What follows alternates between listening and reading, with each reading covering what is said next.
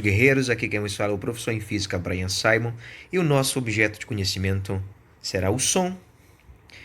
Mas professor, o que é acústica? Bem, a acústica é a parte da física que estuda os fenômenos relacionados com as ondas sonoras. Lembrando que o som é uma onda mecânica, que precisa de um meio físico para se propagar, e longitudinal, onde sua vibração e propagação, como você pode perceber na ilustração, são conciliantes, correto? Então vamos lá. Mas o que é um som de qualidade? Bem, para que você venha qualificar o som, é necessário saber o que é altura, timbre e intensidade, essas três variáveis que qualificam, ou seja, podemos dizer que elas são as qualidades fisiológicas do som, elas vão caracterizar as ondas sonoras presentes no cotidiano.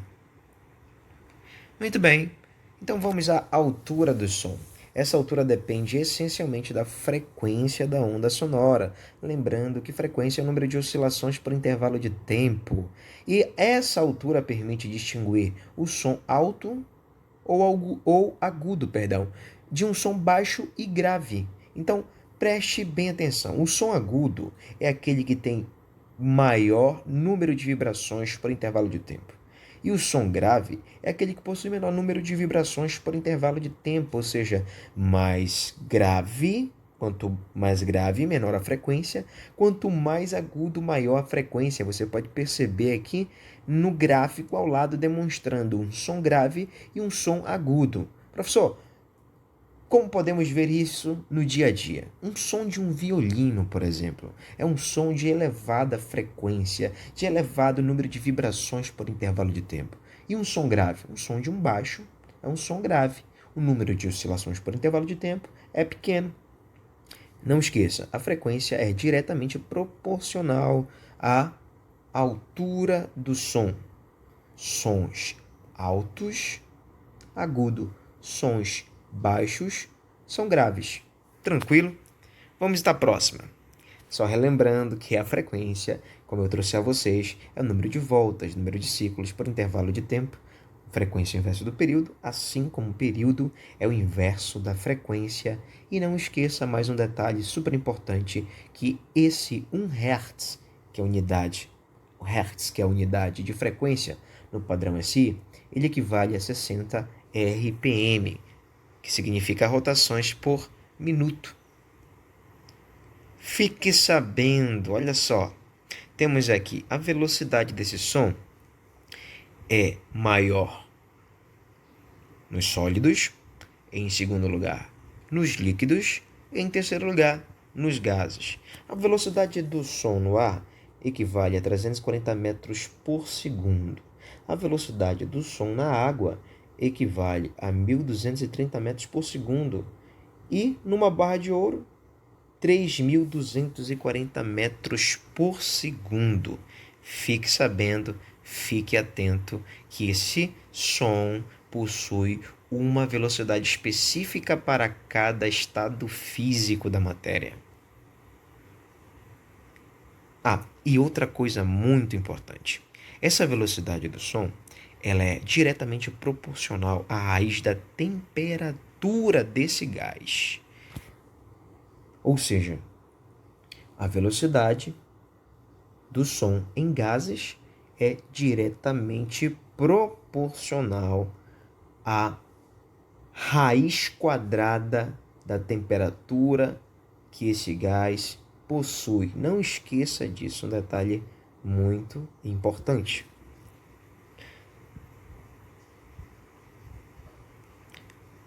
E o que é o timbre? O timbre, ele diferencia sons de mesma altura, mesma intensidade, tocados em instrumentos diferentes. E esse timbre está relacionado com a forma da onda. Você pode perceber, por exemplo, que se uma banda toca uma determinada música, ela se baseia numa determinada nota musical. Por exemplo, vamos começar a música em sol maior. Então, teclado, guitarra, baixo se baseiam nessa nota. Porém, são fontes diferentes, são timbres diferentes. Intensidade do som. Ela está relacionada diretamente à amplitude da onda, como você pode perceber no gráfico. Professor, a onda transporta matéria? Não, somente energia. Essa energia ela está relacionada a quê?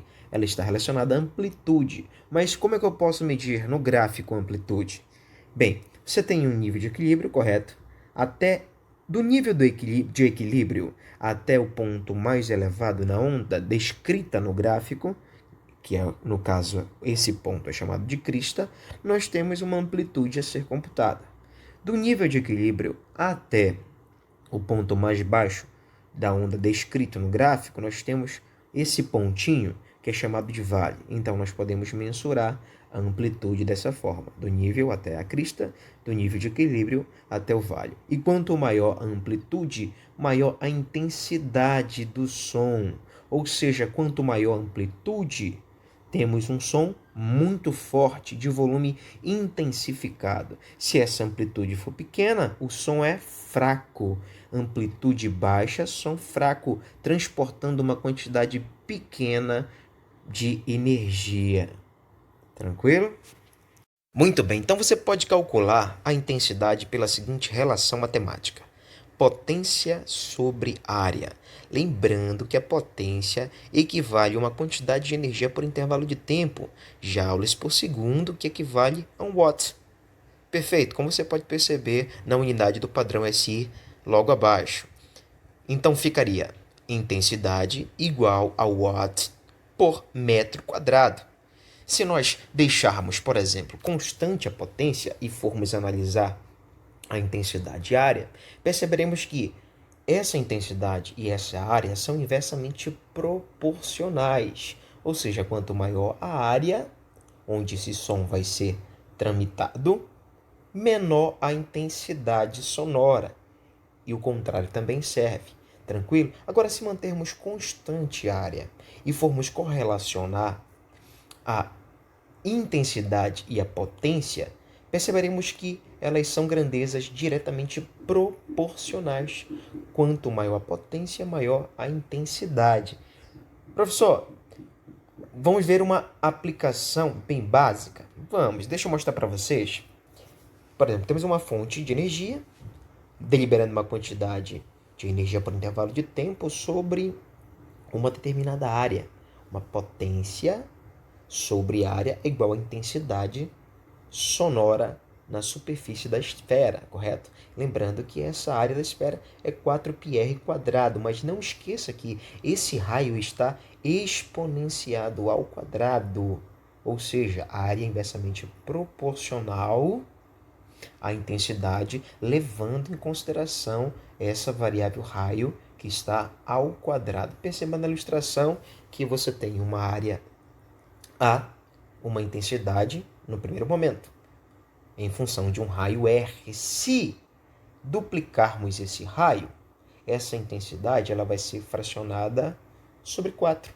Vai ser fracionada, fragmentada, ela vai ser menor 4 vezes o que ela era inicialmente.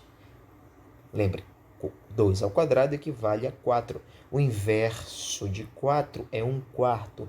Logo ficaremos intensidade sobre 4. Siga no mesmo raciocínio, aumentando 3 vezes o raio, levando em consideração a mesma potência da fonte de energia. Então, temos 3 ao quadrado igual a 9, ou seja, essa nova intensidade equivale a 1/9 da intensidade inicial que foi computada no primeiro momento. Se fossem 4 vezes, professor, o raio, 4 R's, né? Então, 4 ao quadrado, 16, temos a intensidade I sobre 16. 5R, 5 ao quadrado igual a 25. Então, temos I sobre 25 e assim sucessivamente. Vamos então ao nível sonoro, que é uma relação entre a intensidade do som ouvido pela intensidade mínima. Isso mesmo, nós temos um mínimo perceptível que o nosso cérebro consegue mensurar.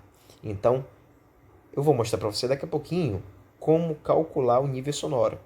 Criou-se uma escala chamada nível sonoro, mas usa-se o decibel, o símbolo dB, em homenagem a Graham Bell, A unidade nível sonoro é bel, mas usa-se decibel. O limiar da audição do ser humano equivale a I inicial mínimo, correto? Igual a 10 elevado a menos 12 watts por metro quadrado. Eis aqui a fórmula para se calcular o nível sonoro, que equivale a 10 vezes o log da razão entre I e inicial. Sendo que essa intensidade aqui, que está no numerador, equivale ao que é perceptível no ambiente, sobre o limiar de audição, que equivale a 10 elevado a menos 12. Tranquilo? Vamos detalhar um pouco mais o nível sonoro, que é a intensidade sonora percebida ou detectada pelo sistema auditivo.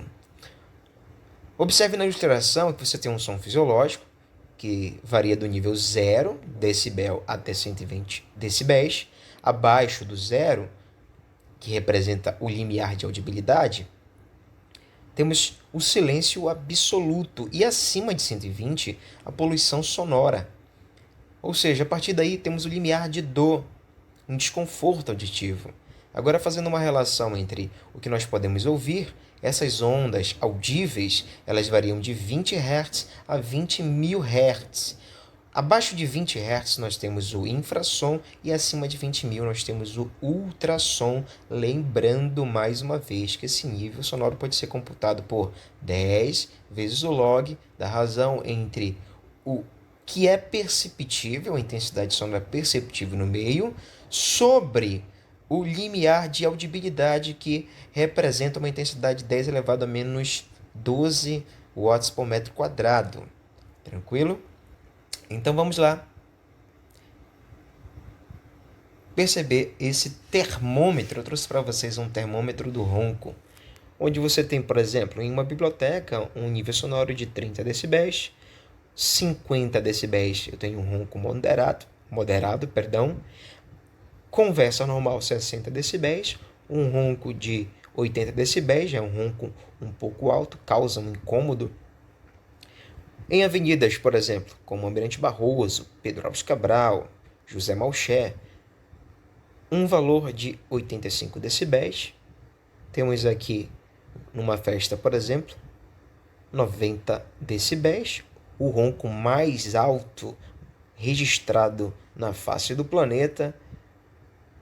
Computou-se 93 decibéis na Suíça no ano de 1993. Aí segue, então, subindo no termômetro, britadeira de serra elétrica, 100 decibéis, e aqui o motor de um avião, 140 decibéis.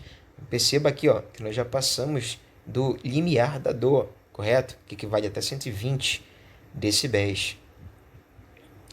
Vamos então às atividades. O som é entendido por seu comportamento ondulatório. Dessa forma, propriedades como frequência, intensidade, amplitude, etc., são fundamentais para o entendimento de tal ente físico. A exposição a sons com intensidade elevada pode provocar prejuízo à saúde. Por esse motivo, órgãos fiscalizadores estabeleceram níveis sonoros que devem variar de acordo com o tipo de área urbana e o período.